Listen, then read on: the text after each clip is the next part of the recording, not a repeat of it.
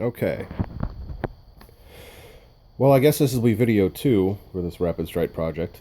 I'm back in the States at my friend's house. Have all the parts that I've ordered, save for a few important ones. The flywheel cage I ordered from Dr. Sneakus is missing. I think it probably got caught up in customs. So I've emailed him. Hopefully he'll make me another one. Until then, obviously, this project is on a little bit of a hold. Rewired and repopulated everything, so this circuit is pretty much the same. There's only one big difference.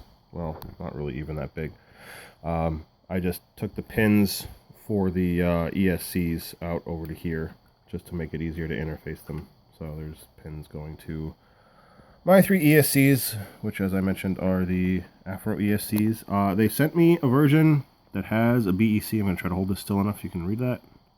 I wanted the optos. They sent me these by mistake. It's fine. They work. I don't care. I'll use them. As you can see, just leave that middle pin out. Not a problem. Here are the 3 motors I'm using. These are 4800 kilovolt 20 millimeter inrunners. A really ugly mess of patch cables. Jumpers tying all the power together. Here is my battery. As you can see, it's a 4S Nanotech. Let's see if I can hold this up for you. Focus. Come on. Come on, buddy.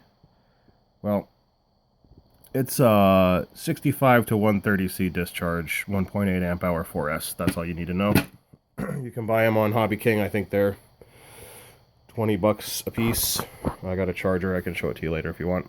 Alright, so this is the kit as I've got it. I initially had anticipated using these nice big, as you can see, LED bar graphs. Unfortunately, when you order these on eBay, it's a company called LED Bar Graph, and you'll notice this is type BL10, blah, blah, blah, SA as in Adam 10. Well, that is a positive common graph. So I'll show you on the back here. You'll notice the pins on these. If I can get it into focus. Come on. Come on, buddy. I know you want to. Maybe a little further away. Well, maybe I can do... Oh, that sucks. That's really annoying. Come on. Focus. There we go. Oh, I had it for a second. Well, anyway, if you look at them, you will see that one side has 10 pins and one side only has 2 pins. Those 2 pins are the positive source on this particular model, and the 10 pins are independent grounds. I guess if you have something that switches on the ground side. Obviously my shift registers switch on the high side, so those are unusable. I can switch them over with transistors, but I just emailed the company because they make both kinds. I'm just going to see if they can send me some of the right kind. And since I have to wait for the flywheel cage to show up, that's really not a big deal.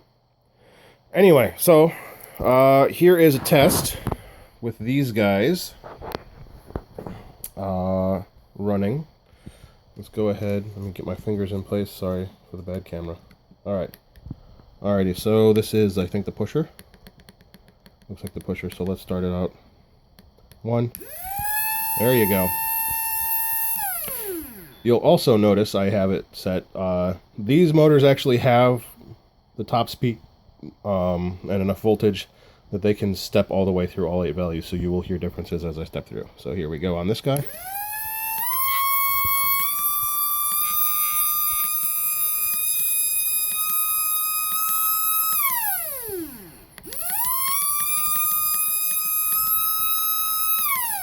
And the other 2 are wired up, and they actually sound kind of badass spinning.